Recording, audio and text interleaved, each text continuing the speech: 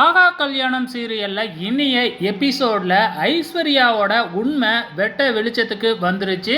So இப்போ இதில் மாட்டிக்கிட்டது என்னமோ மகா தாங்க. இப்போ சித்ரா தேவி இந்த விஷயத்தில் மகாவும் உடந்தையாக இருந்திருப்பாளோ அப்படின்னு எனக்கு சந்தேகம் வந்திருக்கு அப்படின்னு சொன்னாங்க இல்லையா. இப்போ நம்ம சூர்யா மகா கிட்ட கேள்வி கேட்குறாங்க. ஐஸ்வர்யாவுக்கு இப்படி இருக்கிறது உனக்கு முன்னாடியே தெரியுமா அப்படின்னு கேட்குறாங்க.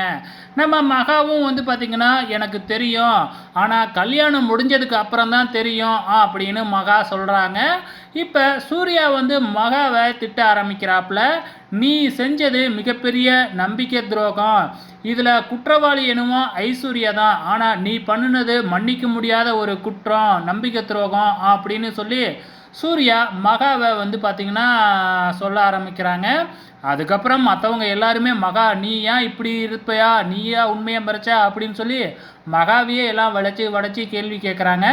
சித்ரா தேவி இது தாண்டா சமயம், இந்த ஐஸ்வர்யாவையும் மகாவையும் வீட்டை விட்டே வெளியில் அனுப்பிடணும் அப்படின்னு சொல்லி திட்டம் போடுறாங்க. உடனே நீ இதுக்கப்புறம் இவனோடைய வாழ போகிற கௌதம் அப்படின்னு சொன்ன உடனே நம்ம கௌதம் ஐஸ்வர்யாவை ஸ்டேஜிலேருந்து தரன்னு கீழே இழுத்துக்கிட்டு வராங்க. நம்ம ஐஸ்வர்யா சாதாரண ஆளாக என்ன டக்குன்னு கையை தட்டி விட்டுட்டு இதுக்கப்புறம் என் மேலே கையை வச்ச உன் கையை வெட்டி போடுவோண்டா அப்படின்னு டைலாக்லாம் அடிக்கிறாங்க. நீ என்னமோ உத்தம மாதிரி நீ என்னைய கல்யாணம் பண்ணிக்கிறதுக்கு என்னென்னலாம் பொய் சொன்ன, நான் தான் இங்கே ஓனரு, நான் இல்லாமல் கம்பெனியே நவுறாது அப்படி இப்படின்னு இல்லாத டைலாக்லாம் அடித்த அதெல்லாம் என்னமோ உண்மையா, என்னமோ நான் ஒரே ஒரு பொய் சொன்னதுக்கு நீ என்னமோ இவ்வளோ கோவப்படுற அப்படின்னு சொல்லிட்டு பயங்கரமாக டைலாக்காக பேசுகிறாங்க. அதுக்கெல்லாம் மற்றவங்க யாராலையுமே பதில் சொல்லவே முடியல.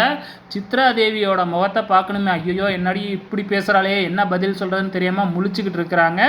ஸோ இங்கே பார்த்தீங்கன்னா மகா கிட்ட கேள்வி கேட்குறாங்க. மகா என்ன சொல்கிறாங்க அப்படின்னா, நான் ஒவ்வொரு டைமும் உண்மையை சொல்ல வர்றப்பெல்லாம் நான் செத்துருவேன் அப்படின்னு சொல்லி ஐஸ்வர்யாவை பிளாக்மெயில் பண்ணா, நான் எப்படி உண்மையை சொல்ல முடியும், நான் ஒரு சூழ்நிலை கைதியாக தான் இருந்தேன் அப்படின்னு மகா சொல்கிறாங்க. ஸோ இப்போ என்ன நடக்க போகுது, இதுக்கப்புறம் நான் இங்கேருந்து வர முடியாது, நான் இந்த வீட்டில் தான் இருப்பேன், உங்களால் முடிஞ்சதை பார்த்துக்குங்க அப்படின்னு ஐஸ்வர்யா பார்த்திங்கன்னா சும்மா பயங்கரமாக மிரட்டுன்னு மிரட்டுறாங்க. யாராலையுமே எதுவுமே சொல்ல முடியாது, எதாக இருந்தாலும் நம்ம கோர்ட்டில் பேசிக்கலாம் அப்படிங்கிற மாதிரிலாம் பேச ஆரம்பிக்கிறாங்க. ஸோ இதுக்கப்புறம் என்ன நடக்கும், ஐஸ்வர்யா இதுக்கப்புறம் இந்த வீட்டை விட்டு போக மாட்டாங்க, ஆனால் மகாவை மட்டும் வீட்டை விட்டு வெளியில் அனுப்புவாங்க. வெயிட் பண்ணி பாருங்கள்.